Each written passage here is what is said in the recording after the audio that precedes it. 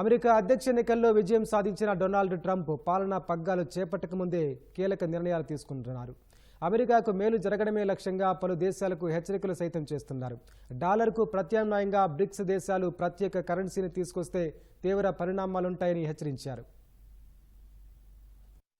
Bricks దేశాలు ఉమ్మడి కరెన్సీని రూపొందిస్తే వాటిపై 100% సుంకం విధిస్తామని అమెరికా అధ్యక్షుడిగా ఎన్నికైన డొనాల్డ్ ట్రంప్ హెచ్చరించారు.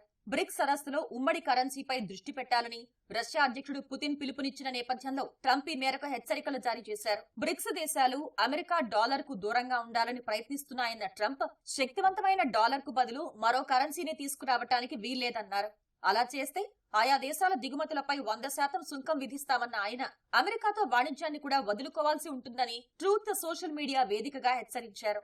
అక్టోబర్లో రష్యాలోని కజాన్ వేదికగా బ్రిక్స్ శిఖరాగ్ర సదస్సు జరగ్గా ఈ నేపథ్యంలో బ్రిక్స్ దేశాలు ఉమ్మడిగా కరెన్సీ రూపొందించడంపై దృష్టి పెట్టాలని రష్యా అధ్యక్షుడు పుతిన్ పిలుపునిచ్చారు. బ్రిక్స్ దేశాలకు ఉమ్మడి కరెన్సీ తీసుకువచ్చే దిశగా అడుగులు వేస్తామన్న పుతిన్ లేదంటే ఐరోపా సమాఖ్యకు ఎదురైన సమస్యల కంటే పెద్దవి తలెత్తుతాయని పేర్కొన్నారు. ప్రస్తుతం కూటమిలోని దేశాలు డిజిటల్ కరెన్సీ వాడుకునేందుకు భారత్ తో కలిసి రష్యా పనిచేస్తోంది. ఈ నేపథ్యంలో సభ్య దేశాలు కొత్త ఆర్థిక సాధనాలను వినియోగించుకోవాలని సూచించిన పుతిన్ దీనిపై సాధ్యాసాధ్యాలను అధ్యయనం చేస్తున్నట్లు వెల్లడించారు. డాలర్ వాడటం సరైందేనా అనే ఆలోచనలో యావత్ ప్రపంచం ఉందన్న రష్యా అధ్యక్షుడు అందుకే చెల్లింపులు రిజర్వుల్లో దాని పరిమాణం తగ్గుతోందని పేర్కొన్నారు. అమెరికా మిత్ర దేశాలు డాలర్ నిల్వల్ని తగ్గించుకుంటున్నాయని పుతిన్ వివరించారు. ఈ నేపథ్యంలో ట్రంప్ బ్రిక్స్ దేశాలను హెచ్చరించారు. మరోవైపు తాను అధికారం చేపట్టాక కెనడా, మెక్సికోపై 25% సుంకం విధిస్తానని ఇప్పటికే ట్రంప్ చేసిన వ్యాఖ్యలు కలకలం రేపాయి. గతేడాది కెనడా నుంచి అమెరికాకు